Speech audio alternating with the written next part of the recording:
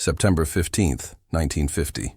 The Chinese Military Command Center in Beijing receives an intelligence report that makes every general in the room go silent.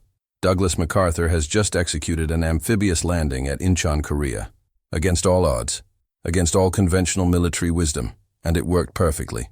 General Peng Dehuai, the man who would soon command Chinese forces in Korea, reads the report 3 times. Then he looks up at his staff and says something that will be recorded in Chinese military archives. "We are not fighting the Americans. We are fighting MacArthur, and that is a very different problem."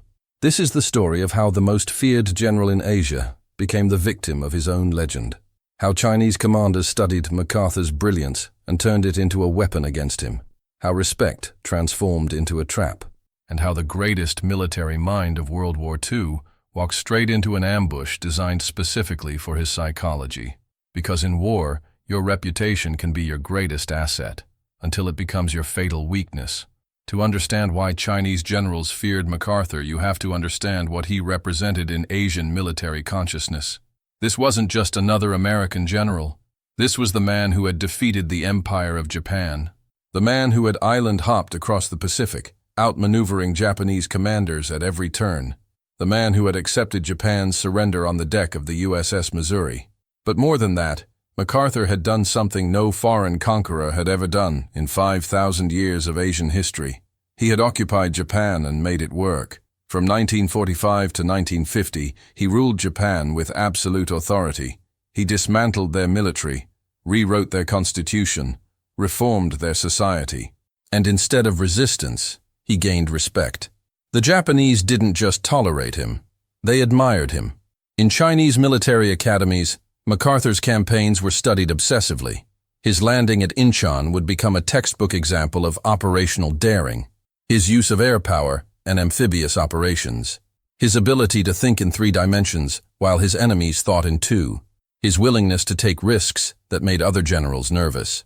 Peng Dehuai had spent months analyzing MacArthur's tactics in the Pacific War. He understood that MacArthur didn't fight conventional battles. He fought psychological campaigns. He didn't just want to defeat the enemy. He wanted to demoralize them, to make them feel that resistance was futile, to project such overwhelming confidence that the outcome was never in doubt. And it worked. Japanese generals, among the most fanatical warriors in history, had surrendered to MacArthur because they believed he was unstoppable. That's not just military victory. That's psychological dominance.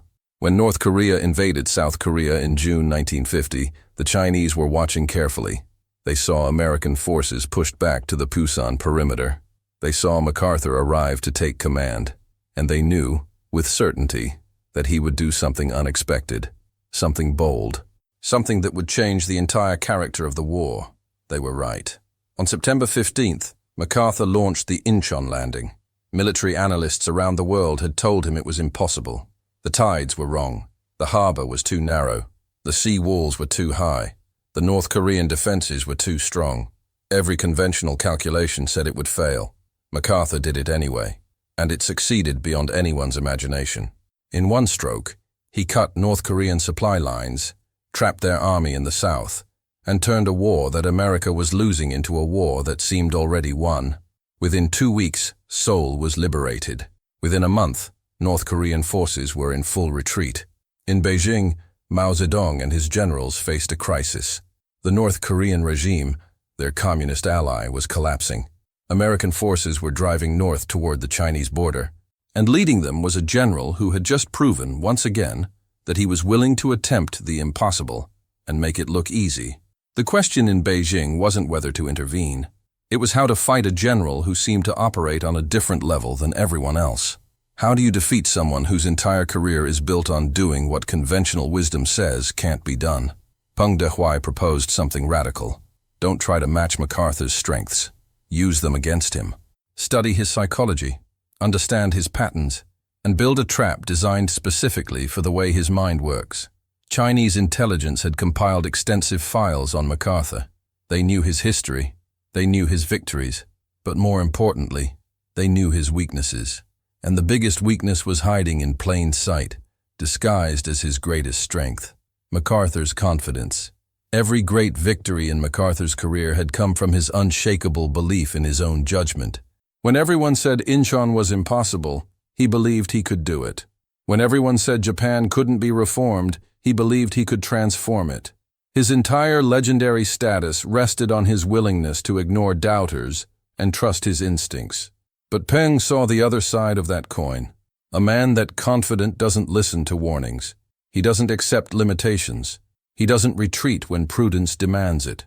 He pushes forward because that's what has always worked before. And that, Peng realized, was exploitable. The Chinese strategy began to take shape in October 1950.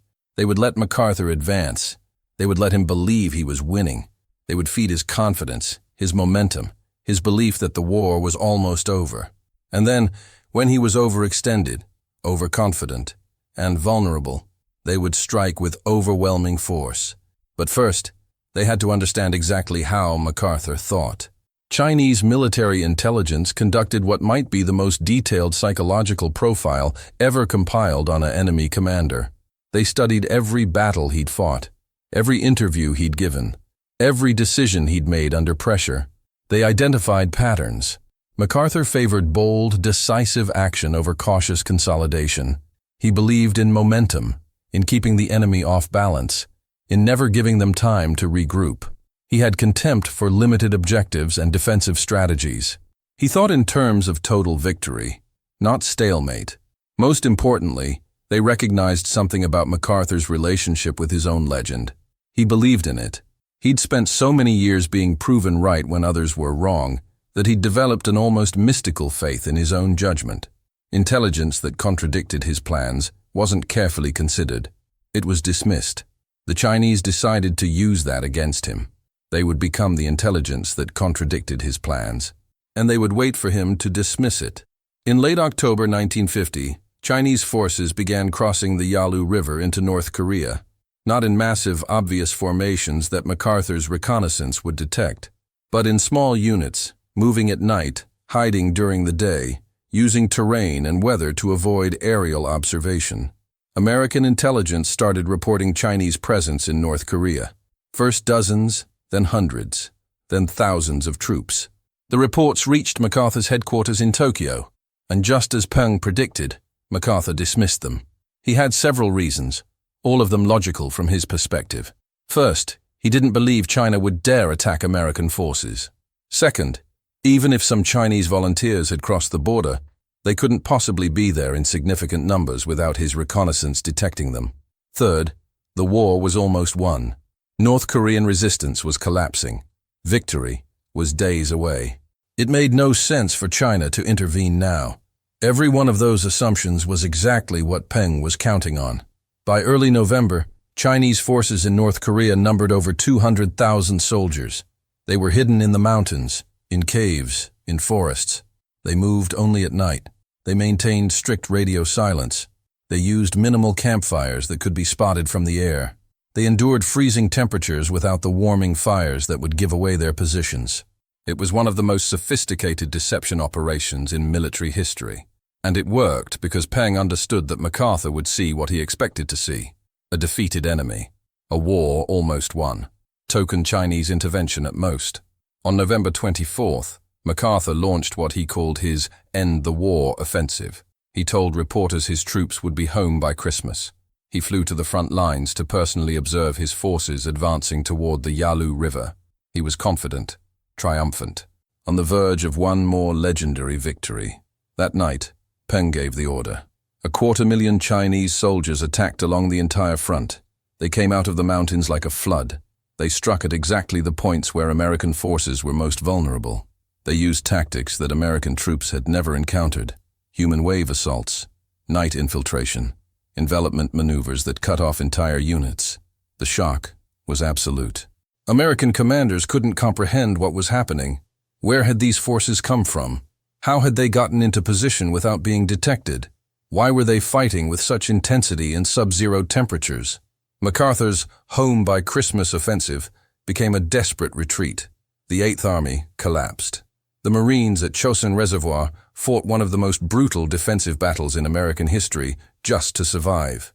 Thousands of American soldiers died in the frozen mountains of North Korea. And in Beijing, Peng Dehuai allowed himself a rare smile. The trap had worked. The legendary MacArthur, the man who had conquered Japan, had walked straight into an ambush designed specifically for his psychology. But here's what makes this story even more remarkable. The Chinese didn't defeat MacArthur through superior firepower or better technology. American forces were better equipped, better supplied, better supported by air power. The Chinese won through superior understanding of their enemy's mind. Peng had studied MacArthur so thoroughly that he could predict his decisions. He knew MacArthur would dismiss intelligence warnings. He knew MacArthur would prioritize speed over caution. He knew MacArthur's confidence would lead him to overextend his supply lines. He knew that MacArthur's legendary status would make him underestimate an opponent fighting without air superiority or modern logistics. In Chinese military writings after the war, Peng described his strategy in simple terms. We didn't need to be as bold as MacArthur. We needed to be patient enough to let his boldness destroy him. The respect Chinese generals had for MacArthur never disappeared. Even after the Yalu, they acknowledged his brilliance. But they'd discovered something crucial. Brilliance has patterns, confidence has blind spots, and legends can be studied, analyzed, and turned into vulnerabilities. There's a moment in late November 1950 that captures this perfectly. MacArthur is in Tokyo, receiving reports of the Chinese offensive. For the first time in his career, he's genuinely shocked. He doesn't understand how he missed this, how his intelligence failed, how the enemy achieved complete surprise. He sends an urgent message to Washington. The message reveals something you rarely see from MacArthur: uncertainty. He writes that he faces an entirely new war, that Chinese intervention has changed everything, that his previous assessments were wrong. For a man whose entire legend was built on being right when everyone else was wrong, this admission is devastating. And somewhere in Beijing, Peng Dehuai is reading intercepted copies of MacArthur's communications and understanding that the psychological operation worked even better than planned. Because defeating MacArthur militarily was only part of the objective. Defeating his confidence, his certainty, his unshakable belief in his own judgment, that was the real victory. A MacArthur who doubts himself is no longer the MacArthur who terrified Japanese generals into surrender. The war in Korea would continue for another 2.5 years. MacArthur would be fired by Truman in April 1951. The conflict would end in stalemate, with the border roughly where it started. But the Chinese had accomplished something profound. They'd proven that the legendary general wasn't invincible. They'd shown that studying your enemy's psychology could be as important as studying their tactics. They'd demonstrated that confidence, the quality that had made MacArthur great, could also be weaponized against him. In Chinese military academies today, the Yalu campaign is taught as a masterpiece of psychological warfare. Students study how Peng used MacArthur's strengths against him, how he turned the general's legendary status into a vulnerability, how he built a trap that worked because he understood the prey better than the prey understood himself. But there's a question that haunts this story. Was MacArthur's downfall inevitable? Was his confidence always going to lead him into a trap eventually? Or was Peng simply the first enemy commander smart enough and patient enough to exploit it? Think about MacArthur's entire career. Every previous victory came from doing what others said was impossible. Leapfrogging across the Pacific, landing at Inchon, reforming Japan. His whole legacy was built on proving the doubters wrong, on trusting his instincts over conventional wisdom. That approach worked for decades, until it didn't, until he faced an enemy who had studied those decades of success and understood the pattern. An enemy who knew that the best way to defeat MacArthur wasn't to outbold him, but to let his boldness carry him into disaster. There's a Chinese military saying that emerged after the Korean War. It translates roughly as, "The tiger is most vulnerable when it believes it cannot be caught." Peng understood that MacArthur was the tiger, powerful, dangerous, legendary, but also predictable in his confidence. The key wasn't to fight the tiger head-on. The key was to make the tiger believe it had already won, and then strike when it was overextended and exposed. The irony is brutal. MacArthur's greatest strength, the unshakable confidence that had made him a legend, became the weakness that led to his greatest defeat. The man who had psychologically dominated Japanese generals was psychologically outmaneuvered by a Chinese general who had studied him like a scientist studies a specimen. After the war, MacArthur rarely spoke about the Yalu. His famous farewell speech to Congress mentioned Korea only briefly. He preferred to talk about his victories, his reforms in Japan, his vision for Asia's future. The defeat at the hands of Chinese forces who shouldn't have been able to surprise him, who shouldn't have been able to hide from his reconnaissance, who shouldn't have been able to reverse his momentum, that wasn't a story he wanted to tell. But Peng Dehuai told it. In his memoirs, he described the campaign with clinical precision. He explained how Chinese forces used MacArthur's assumptions against him, how they created the conditions that would make MacArthur dismiss warnings and advance confidently into a trap, how they turned his psychological dominance into psychological vulnerability. And he wrote something that should terrify anyone who studies military history. He said that defeating MacArthur wasn't about matching his genius. It was about understanding that genius well enough to predict it. That any opponent, no matter how brilliant, becomes vulnerable once their patterns are understood. The question we're left with is haunting. Did MacArthur's legendary status doom him? Did the years of being right, of being proven correct, of being celebrated as a military genius, did all of that create a blindness that Peng could exploit? Or to put it another way, can you be too confident? Can you win too many victories? Can your legend become so powerful that you start believing you're actually invincible? MacArthur had conquered Japan. He'd reformed an ancient empire. He'd pulled off the impossible landing at Inchon. His entire career was a series of moments where he'd been right and everyone else had been wrong. Why would he suddenly start doubting his judgment at the Yalu? From his perspective, the intelligence warnings about massive Chinese intervention were just more doubters, more people saying something was impossible or too dangerous. And his entire life had taught him that when people said something was impossible, that's when he should do it anyway. Peng counted on exactly that response. He built his entire strategy around the certainty that MacArthur would dismiss war, and it worked. So, here's the final question, and I want you to think about this carefully. Was MacArthur's defeat at the Yalu a failure of intelligence, a failure of reconnaissance, a failure of military judgment? Or was it something deeper? Was it the inevitable result of a man who had become so legendary that he could no longer imagine being wrong? Because the Chinese didn't defeat MacArthur with better weapons or superior numbers or brilliant tactics in the traditional sense. They defeated him by understanding his psychology better than he understood it himself. They turned his confidence into a weapon. They used his legend against him. And that raises a terrifying possibility. Maybe the greatest danger to a legendary commander isn't a stronger enemy. Maybe it's the legend itself. Maybe every victory makes you slightly more vulnerable to the enemy who's patient enough to study your patterns and build a trap around them. MacArthur feared no general. He'd outfought the best Japan had to offer. But he never considered that his real enemy at the Yalu wasn't Peng's army. It was his own unshakable belief that he couldn't be outmaneuvered. The tiger never sees the trap, because tigers don't believe in traps. They believe in their own power, until the trap closes. And then, for the first time, the legend realizes it was never invincible.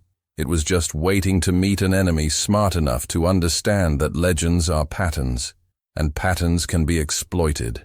That's what happened at the Yalu River in November 1950, the day MacArthur's legend met an enemy who had studied it, understood it, and turned it into a weapon. The question is, could it have been any other way? Or was this ending written the moment MacArthur became too successful to doubt himself? History doesn't answer that question. It just shows us what happened. The rest is for us to interpret, and that interpretation might be the most important lesson of all.